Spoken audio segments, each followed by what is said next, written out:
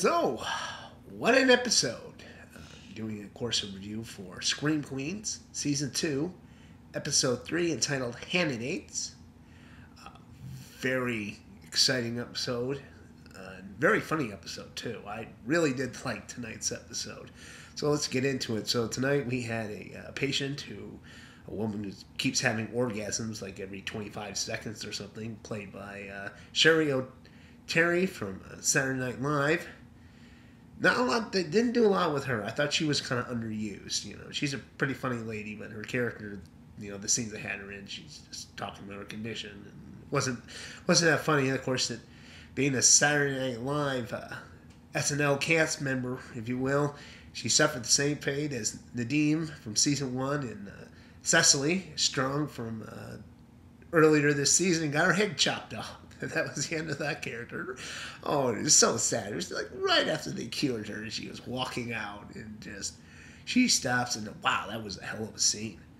And she wasn't the only one who got it tonight. Of course, Randall, the guy with the jumping Frenchman from Maine syndrome, he was always startled by everything. He finally gets cured, of course, and gets killed off.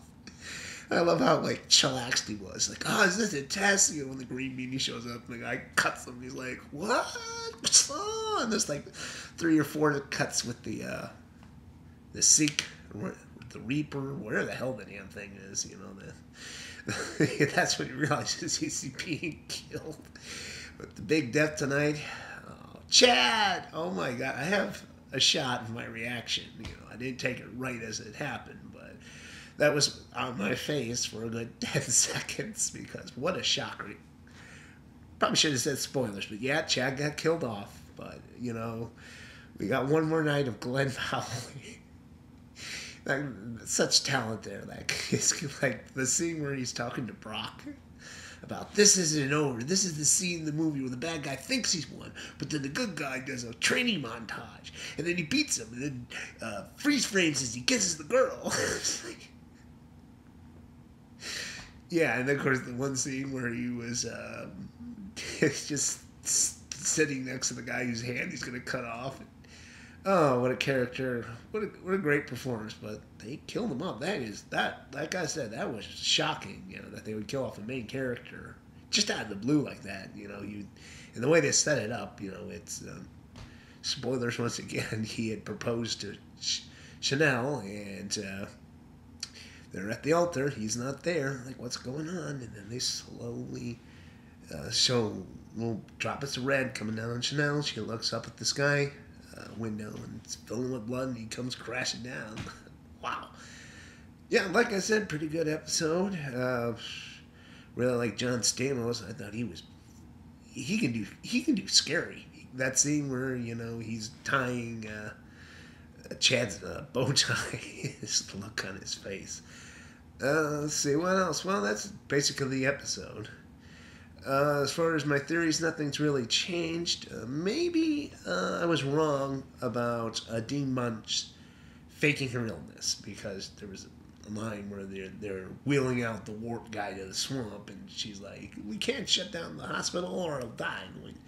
It's like she hasn't told those 3, the Chanels, that the whole reason for the hospital is so she can cure that cannibalism disease that she has. So I might be wrong about that, but we'll see.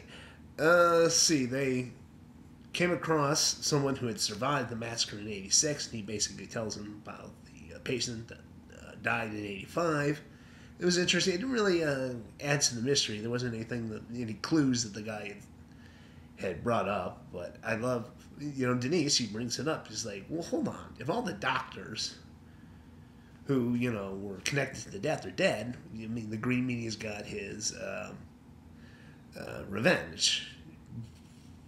So who's the Green Meania? They think it's the child. They just assume it's a boy. But I'm wondering if that's true. Because it could be a girl. Like I said, nothing's changed with that. But Carmichael, the Candy Striper, is it Carmichael, the character? Anyway, he got attacked by the Green Meanie, which really doesn't mean anything, because remember, season 1 with Nadim, she got attacked by the Red Devil, Gigi, and it was just the stage. So that could be the case. And like Carmichael, the Candy Striper is working with the killer, and that's why Zay Zay wasn't even killed, because they had to make it look like the Candy Striper's a good guy when he's actually the killer. I still hold to my theory that Leah Michelle's character, God damn, I can't believe I don't know her character. Hester, I still maintain that she is working with the killer, someone she connected with at the mental institution, because they are really playing up the Silence of the Lambs bit with her character. Another example tonight, that like the backwards nurse thing.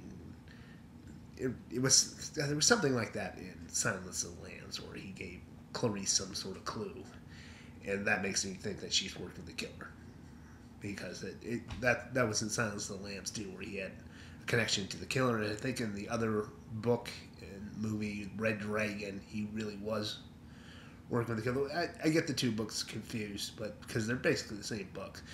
But anyway, that's like I said, because they're going with such a Silence of the Lambs thing, I think Hester is basically manipulating the killer and getting him to kill people. I don't know who the killer is, but I'm staying with that theory. Now, Cassidy, his character brought up why he thinks he's dead. It's because when he was hanging with his lacrosse team, he got drunk and they put him in bed, and he rolled over and he thought he choked on his own puke, and that's why he's so cold. I'm thinking what this is going to be is they're actually going to look into him medically, like they do with all the other characters. And I was looking up, why people have bodies that are always cold, and there was something about some kind of anorexia that people get that shuts down their body system. And I think that might be the case with his character, because he had vomited the night before he died.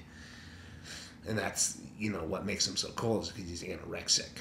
And he's like, I don't know if he'd had to lose weight to be on a lacrosse team, but I think there's some kind of like athlete's anorexia. So maybe he's like an anorexic, and that's why he's so cold. And that's it for theories.